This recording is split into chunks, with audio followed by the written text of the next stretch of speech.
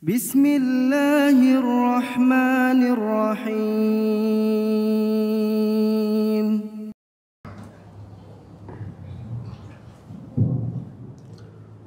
Assalamualaikum warahmatullahi wabarakatuh.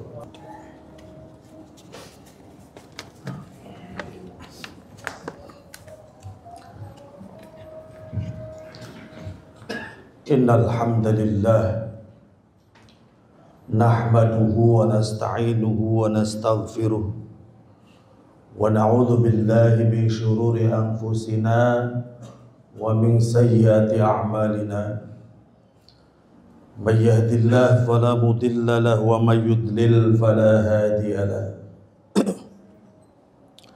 Asyhadu an la ilaha illallah wahdahu la syarika lahu wa asyhadu anna Muhammadan abduhu wa rasuluh.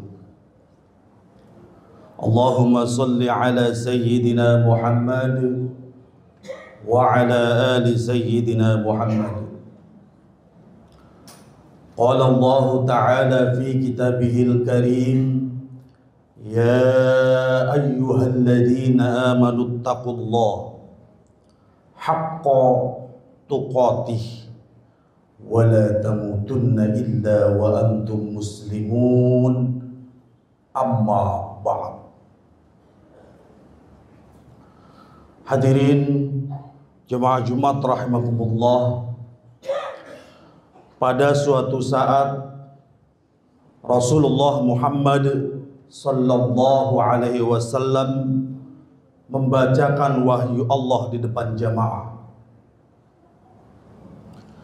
Beliau menyampaikan wahyu Allah yang berbunyi, al-yawma akmaltu lakum dinakum wa atmamtu alaikum ni'mati wa raditu lakumul islam madina.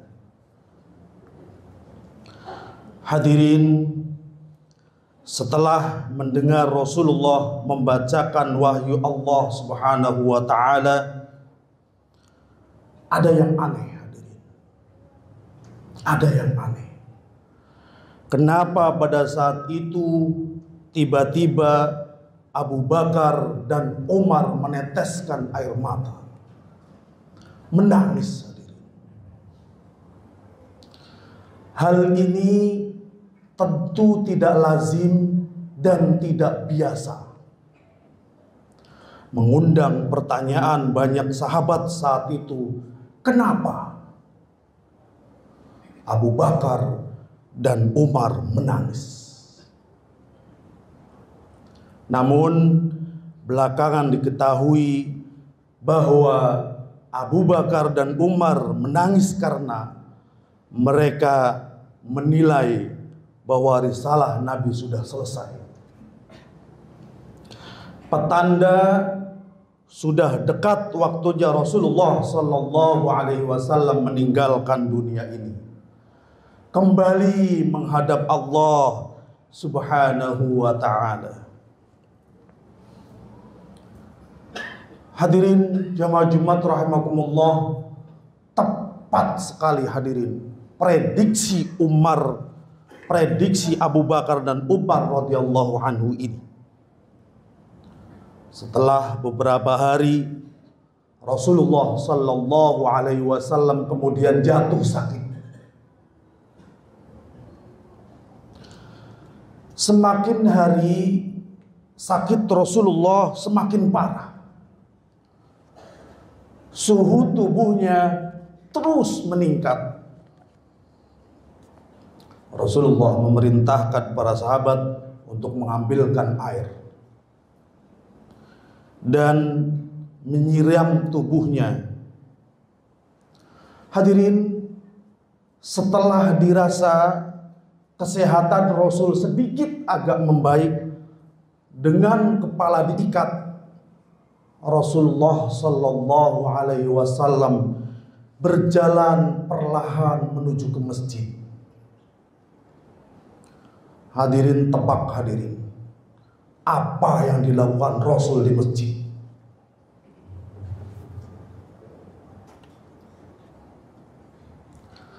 Tiba-tiba hadirin, Rasulullah di masjid meminta kepada para jamaah untuk membalas kesalahannya.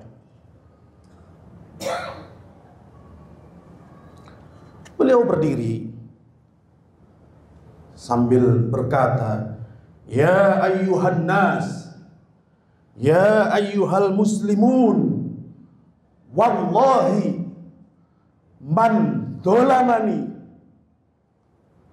Kata Rasulullah, "Wahai kaum muslimin, demi Allah,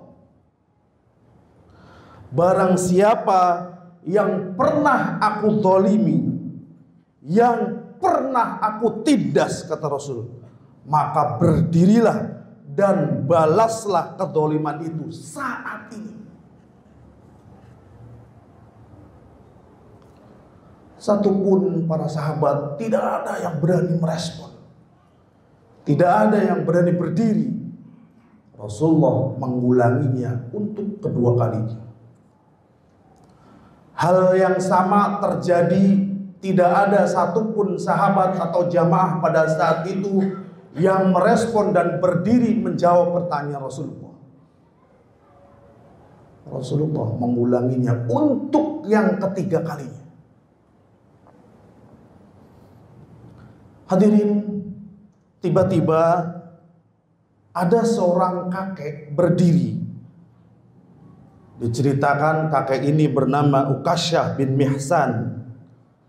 Seraya berkata, "Ya Rasul, jika engkau tak mengulang-ulang pertanyaan itu sampai 3 kali, niscaya aku tidak akan berdiri."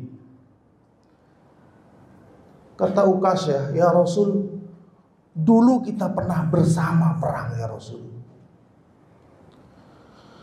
Setelah perang mendapatkan kemenangan, aku turun dari unta dan mendekatimu.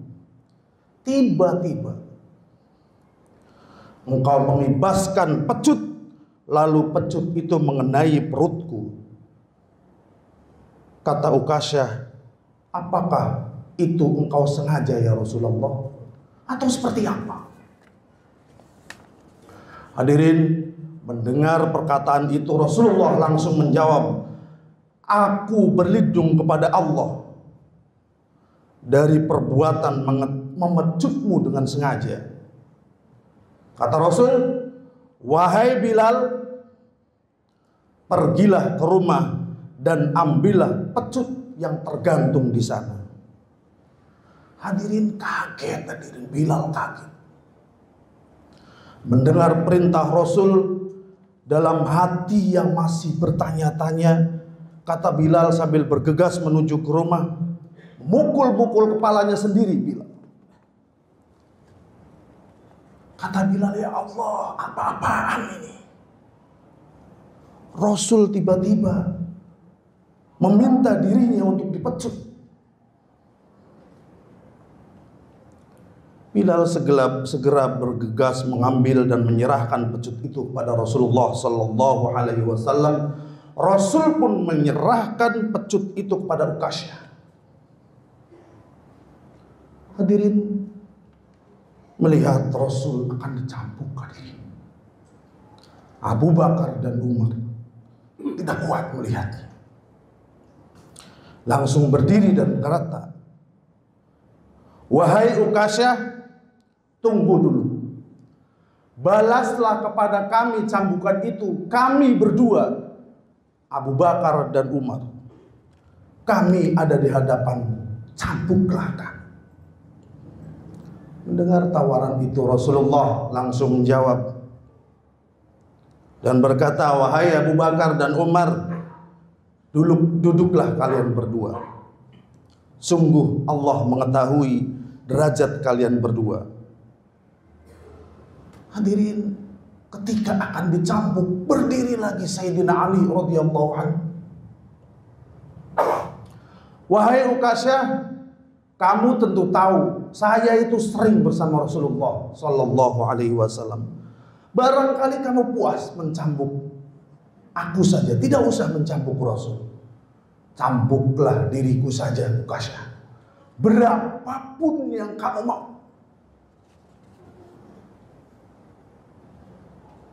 Cambuklah."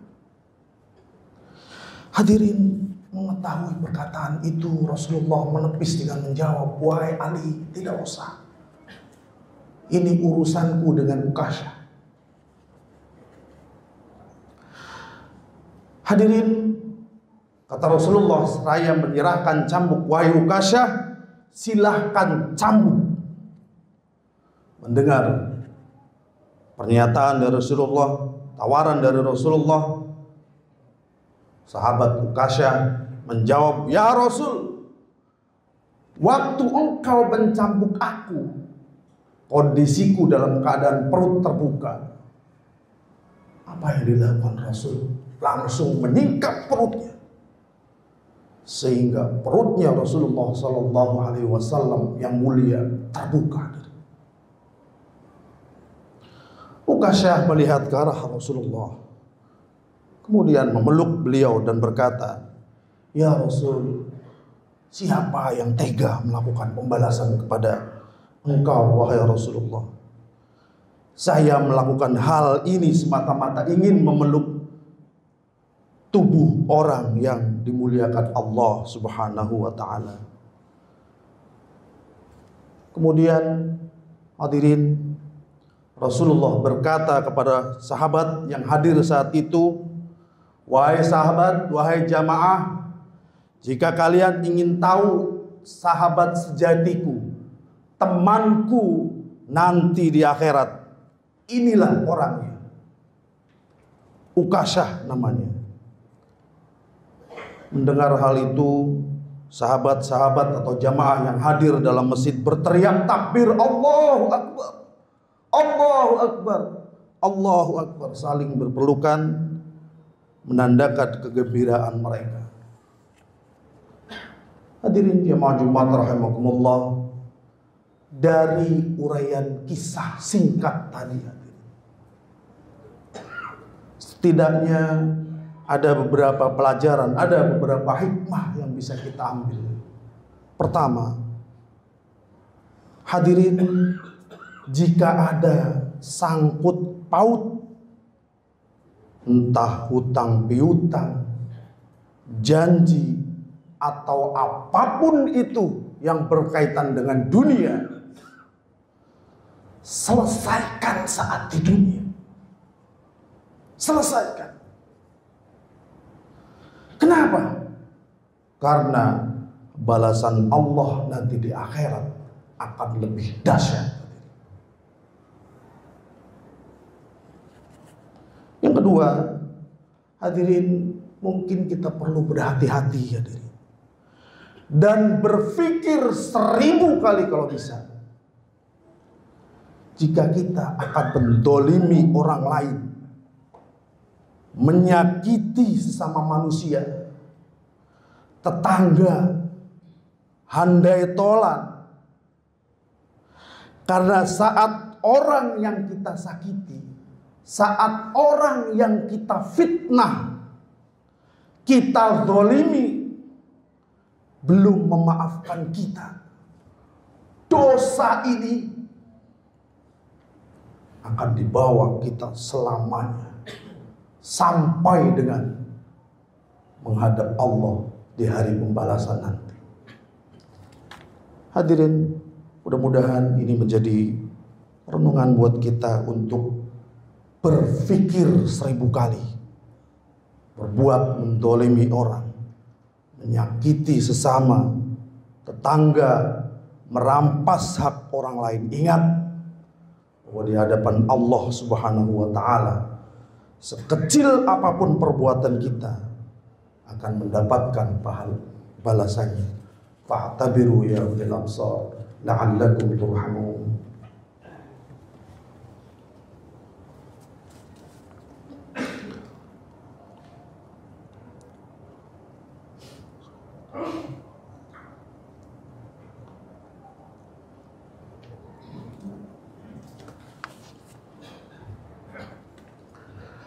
Innal hamdalillah, alhamdulillahi hamdan kama amar.